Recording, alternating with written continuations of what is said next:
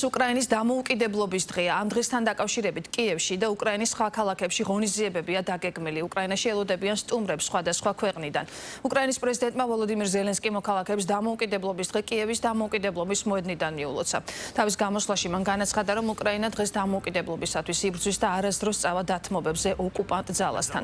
მისივე თქმით, უკრაინა დღეს გაძლიერებულია და ევროპისა და ამერიკის ღირსეული და თანასწორი პარტნიორია. მანამდე ვოლოდიმირ ზელენსკის განკარგულებით დამატებით სანქციები დაუწესდათ ფიზიკურ და იურიდიულ პირებს, რომლებსაც კავშირი აქვთ რუსეთის აგრესიასთან. მათ შორის სანქციები შეეხო პუტინის ახლო ნათესავებს.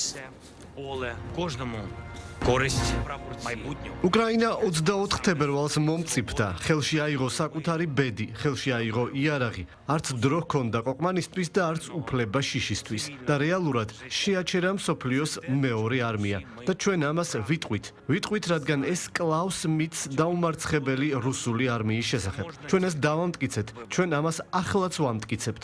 თითოეული თავის ადგილზე. ყველა, ვინც საკუთარ თავში ატარებს დამოუკიდებლობას, ვინც იცავს ჩვენს უფლებას ვიყოთ უკრაინელები. თავიანთი შრომით, თავიანთი საქმით, თავისი მიღწევებით. დღეს დამოუკიდებლობა ყალიბდება ბრძოლის ველზე. როცა ბევრისგან ყოველდღე გვესმის, არ არსებობს ასეთი სახელმწიფო, არ არსებობს ასეთი ერი და როცა ჩვენ ყოველდღე ვამტკიცებთ საწინააღმდეგოს, ვამტკიცებთ, რომ უკრაინელები არიან, უკრაინელები იქნებიან ამ მიწაზე, სადაც კიდევ 100 წლის შემდეგ ჩვენი მომავალი თაობები იდგებიან და 100 წლის შემდეგ აქვე იზეიმებენ უკრაინის დამოუკიდებლობის დღეს.